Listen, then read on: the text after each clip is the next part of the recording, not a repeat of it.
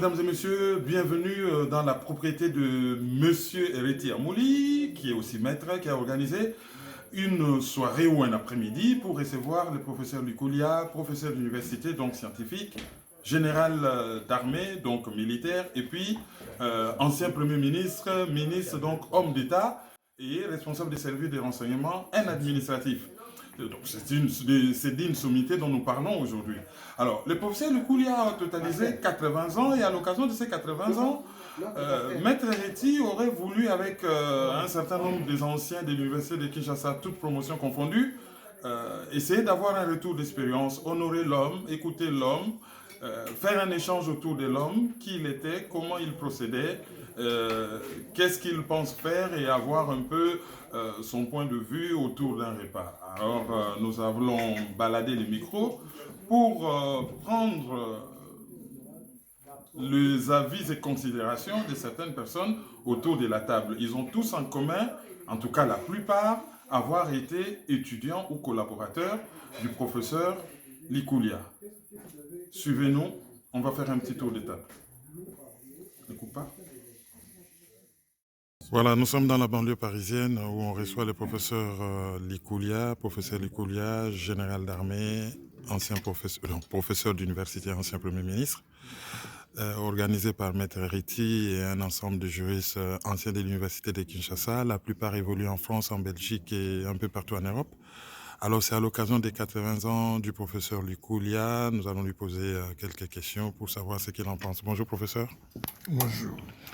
Vous êtes, comme je l'ai dit, professeur d'université, vous êtes militaire puisque vous êtes général et vous êtes aussi un ancien Premier ministre. Vous venez d'entendre les éloges que vos anciens étudiants ont fait à votre propos. Vous attendiez-vous à ces genres de manifestations? Non, pas du tout. C'était vraiment une surprise, une grande surprise.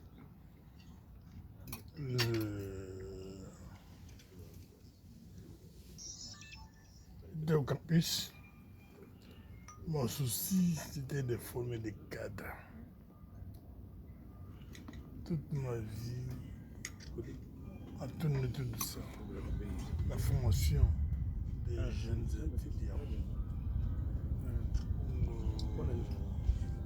Au campus, j'ai aidé beaucoup d'étudiants dans la distribution des syllabus et des ouvrages. J'ai édité. C'est dans le souci de leur donner la formation que j'ai reçue. Et je suis heureux de constater aujourd'hui dans la vie que ces étudiants ont réussi là où ils œuvrent, que ce soit en France, en Belgique, aux États-Unis, en Afrique. J'ai eu beaucoup d'étudiants qui m'ont bien reçu, qui m'ont notifié des soi-disant bienfaits qu'ils ont bénéficié de ma part. Et je suis très heureux de répondre à une invitation de mes anciens étudiants. Ça me rappelle beaucoup de souvenirs de ce que j'ai posé comme acte de ma vie. Je pense que je ne me suis pas trompé. J'ai aidé des amis, des frères, des étudiants, c'est tout, partout où ils se trouvent. Voilà. Vous êtes à la fois un homme d'État, ancien Premier ministre, un militaire général, un scientifique, professeur d'université. Qu'est-ce qui vous caractérise le plus? Oui, ce sont des fonctions qui m'ont marqué. En tant que professeur, j'ai formé beaucoup d'étudiants aujourd'hui à Kinshasa, mais aujourd'hui, je suis honoré par la fête qui est organisée par les anciens étudiants. Et c'est avec beaucoup de bonheur que j'ai eu cette invitation. C'est avec beaucoup de bonheur que j'ai trouvé beaucoup d'anciens étudiants qui m'ont rappelé des souvenirs qu'ils ont pu constater de ma part au campus. Et même moi, je suis très honoré pour attendre un étudiant dire que tous les 4 ouvrages que j'ai publiés, je les ai donnés gracieusement. Et ça me faisait un énorme plaisir. Et pour terminer, on aimerait savoir, ancien Premier ministre, vous connaissez des secrets d'État, on ne va pas vous demander de les révéler. Lorsque vous regardez la situation actuelle du Congo, on a comme l'impression que c'est un pays qui s'en va à volo. Avez-vous de l'espoir sur l'avenir de ce pays, au vu de ce que vous connaissez? Oui, mais je suis un ancien fonctionnaire. Je ne peux pas dévoiler tout ce que je sais du fonctionnement de l'État. Mon seul souci, c'est de veiller à ce que le pays marche. Malheureusement, les gens qui sont arrivés au pouvoir, ils ne savent pas comment gérer. Comment gérer. Ils confondent pour la rébellion des services de l'État. Et ça me fait énormément plaisir. Un pays pour lequel nous avons beaucoup œuvré, nous sommes donnés corps et âme pour développer ce pays. Et aujourd'hui, malheureusement, rien n'est fait. Rien n'est fait. Ce sont les antivaleurs qui sont à l'honneur. Et ça fait qu'il me fait le blanc.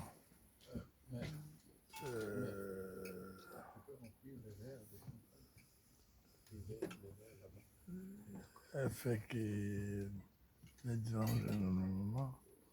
Nous, en tant que fonctionnaires, nous avions le seul souci pour nous, c'est d'aider le pays.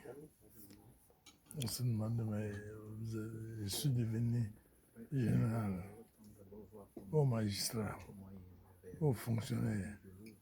Qu'est-ce que je peux faire pour le pays? Je dis, le pays n'a des fins pour moi, mais c'est moi qui dois tout faire pour aider le pays, le Congo. C'est ainsi que pendant tout l'enseignement que j'ai donné au campus, à l'université,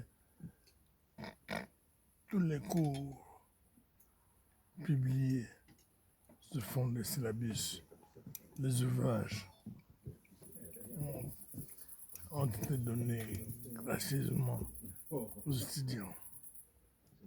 Ils sont, ce soir, j'en vois beaucoup ici, ils peuvent le témoigner.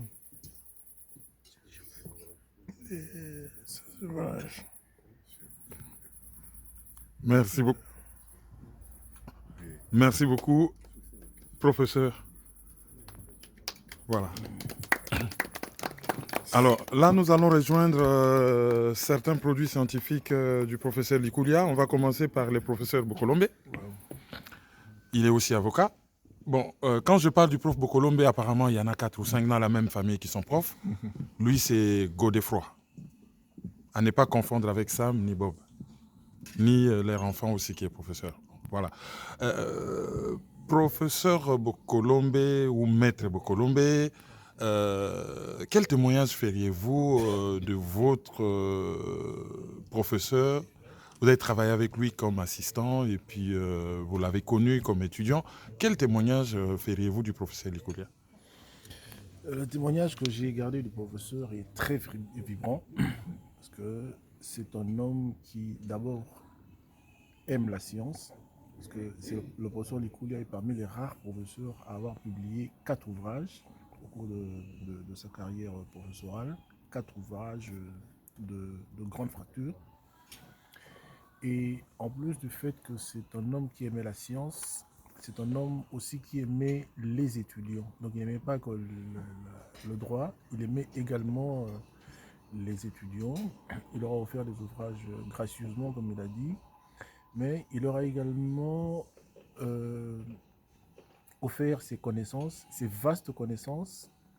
Le professeur Likoulia, ne l'oublions pas, est un des rares professeurs qui avait à sa charge plusieurs cours. Donc il n'y avait pas que le cours de droit pénal spécial, il y avait également 3 cours options. Le cours de droit pénal comparé, le cours de droit des sciences pénitentiaires et le cours de droit pénal militaire. C'est lui qui les a introduits à la faculté.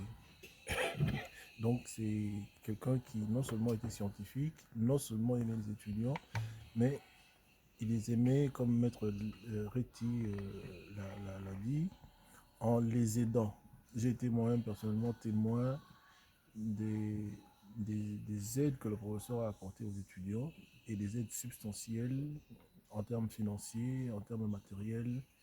C'est un grand homme dont nous honorons aujourd'hui l'anniversaire, 80 ans. C'est une grâce divine et notre souci est que le bon Dieu lui accorde de longs jours, mais alors de longs jours heureux. Alors là, je pose la question pas aux scientifiques, mais aux militaires que vous êtes, parce que vous êtes militaire comme lui. Quel genre de général il était? Le professeur Likoulia est je n'aurais pas peur de le dire, c'est l'auditeur général qui a rehaussé l'honneur de la justice militaire. En fait, euh, c'est comme s'il incarnait la justice militaire. À l'époque, quand on parlait de l'auditorat général, c'est comme si on ne parlait que du professeur, le professeur Likoulia, du général Likoulia. Il a eu à redorer l'image de l'auditorat militaire et en tant que ministre de la Défense et Premier ministre, et même comme responsable de service de sécurité, il a fait ses preuves et il restera à jamais, en tout cas à jamais dans l'histoire et dans la mémoire de nos générations, pas seulement la mienne, celle d'avant, celle d'après. Il restera dans nos mémoires comme un grand homme, un grand scientifique, un grand militaire, mais aussi un parent, un homme. Au-delà de tout, un homme. Voilà, maintenant nous allons changer des jantes. Maintenant, ça sera la jante féminine.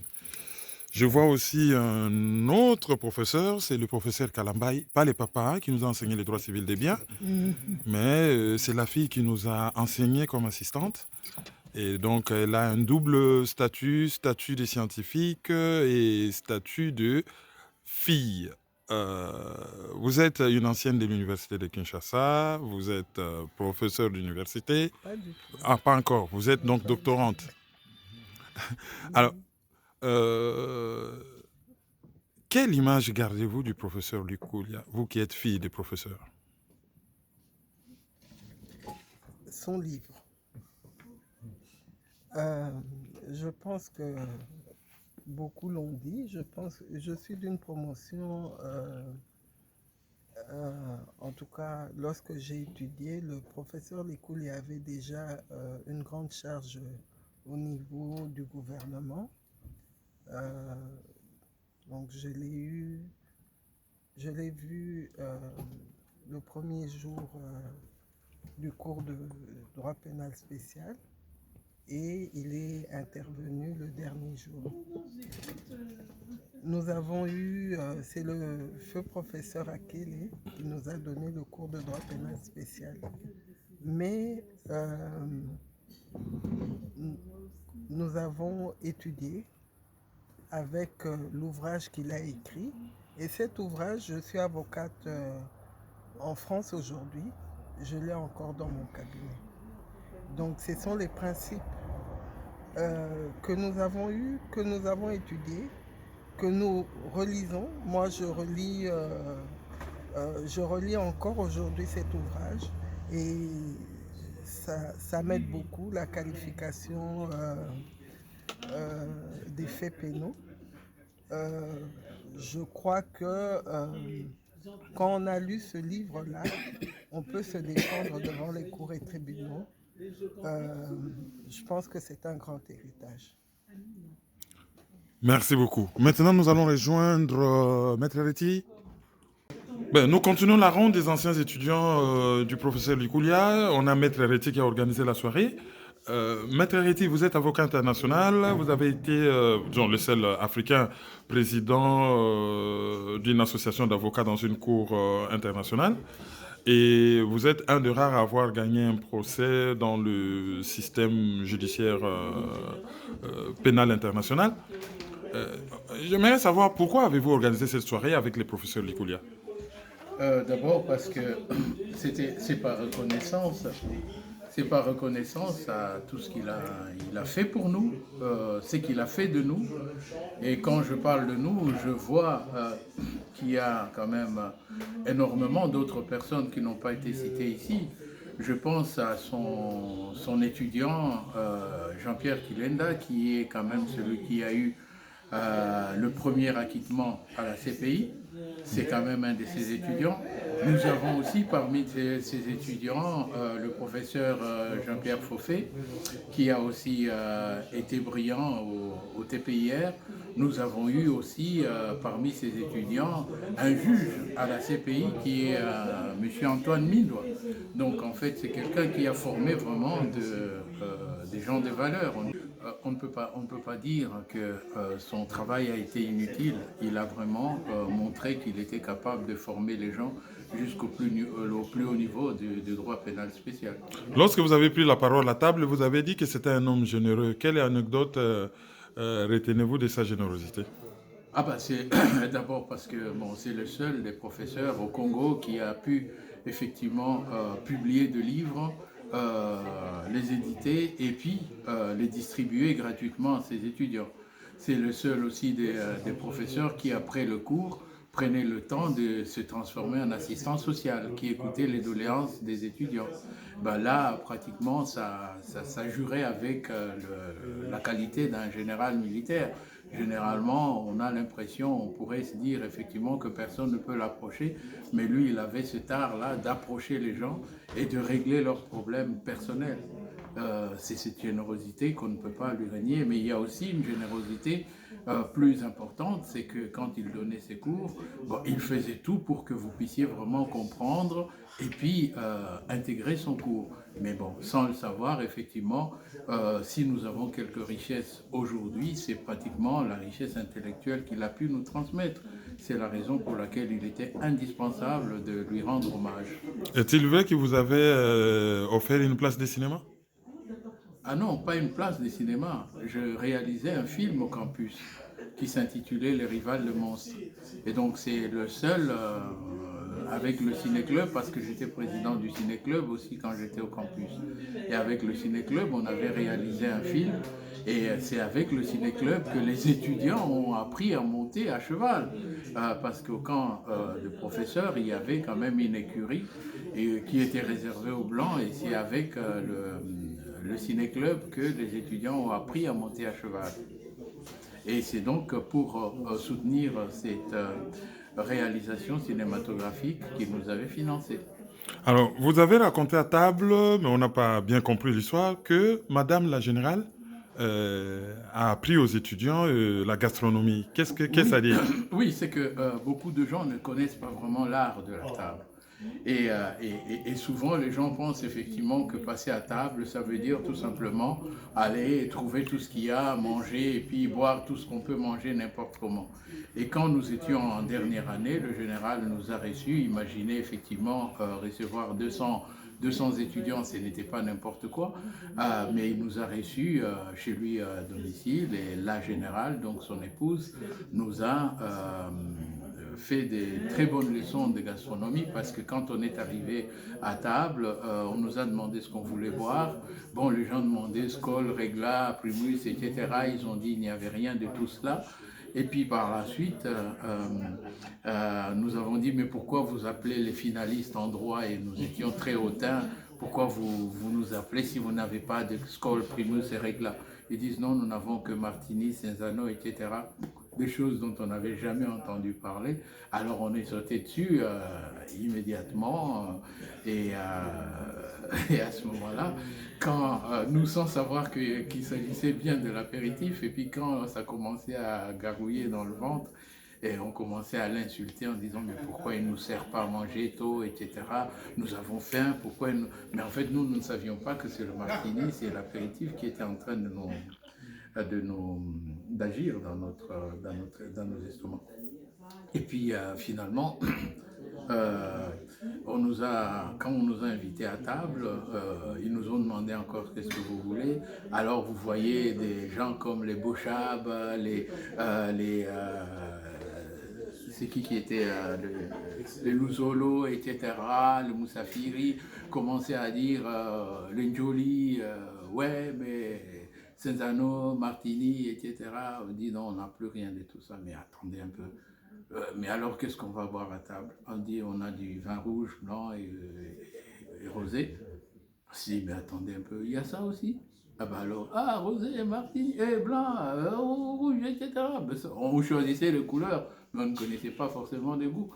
Et puis finalement, quand on a fini de manger, on était vraiment rassasiés, on commençait à insulter la bouffe, la malbouffe du campus et tout. Après, on nous demande qu'est-ce que vous allez prendre au dessert. Et on commence à dire encore vin rouge, martini, Cinzano, etc. Il dit non, il n'y a rien de tout ça. Et alors, qu'est-ce que vous avez alors? Du vodka, du whisky, ah bon? Du cognac? Ah, mais attendez un peu. Tout ça. Et on a vu ça, et malheureusement, on était très rassasiés. Mais quand il nous a mis dans le camion militaire pour entrer au campus, à l'arrivée à l'avenue de l'université, on avait déjà tous faim. Tout ce qu'on avait mangé était broyé dans l'estomac. Et ben voilà, ça c'était une première leçon de gastronomie dans ma vie, que la générale a pu quand même nous donner, qu'on le veuille ou pas. Mais bon, en tout cas, depuis ce jour-là, je sais maintenant que c'est un apéritif et un vin de table et puis un digestif.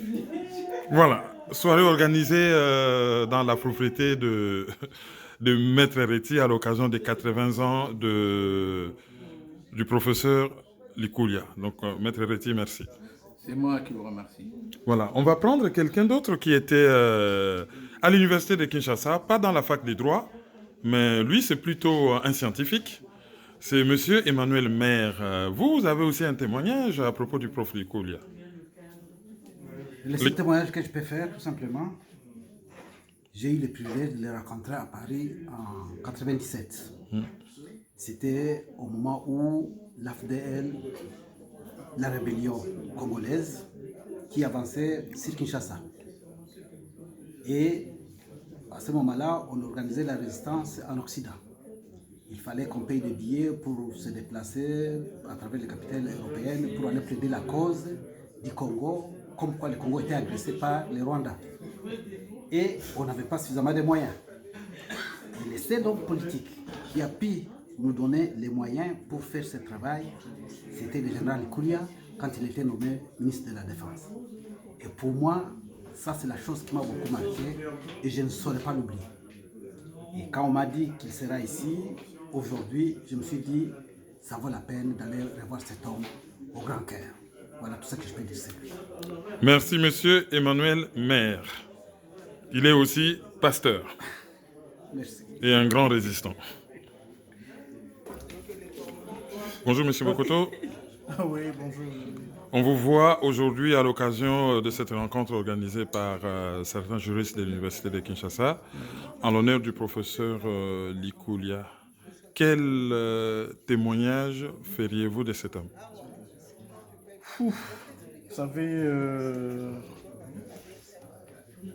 ces genres de rencontres, on le fait, on a l'habitude de le faire, hein, c'est-à-dire que faire de petites réceptions, tout ça, en l'honneur de personnes qui vous sont chères, tout ça. Mais celle qu'on a organisée aujourd'hui a un caractère assez spécial.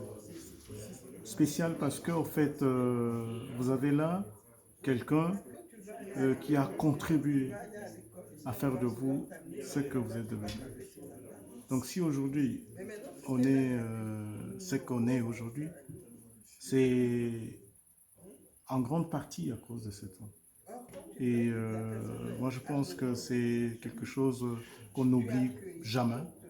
Et c'est ce qui a fait de sorte qu'on se lève pour laisser tout ce que nous avions à faire pour venir ici. Mais en fait, cet aspect-là, assez intime, je crois que beaucoup de gens ont eu à le dire, mais moi je vois beaucoup plus un aspect peut-être que les gens n'ont pas abordé, l'aspect homme d'État. Oui. Je me rappelle quand le général Likulia avait été nommé administrateur, patron de service De renseignement. de renseignement. C'était une période où on parlait de l'humanisation des services, hein, si je me rappelle. Donc, on voulait humaniser les services, donc on a changé, on a mis Likulia au service, donc au SNIP à l'époque, et oui, on a même changé les noms de service. Et au niveau de Conseil national de sécurité, on a nommé Maître Nîmes. Voilà, ça montrait quelque chose. Ça veut dire qu'il y avait un effort à chercher par tous les moyens à humaniser ce service-là. Et pour humaniser ce service, on ne pouvait que faire appel à des gens qui avaient quand même une certaine dose d'humanisme, une certaine dose d'humanité pour cela. Donc il y a cet aspect-là d'humanité qui est dans cet homme. Et au-delà de ça, il y a un autre aspect. Et je crois que même lui-même, le professeur l'a eu à le faire remarquer. Je crois qu'aujourd'hui, ce qui manque énormément dans notre pays, c'est l'éthique.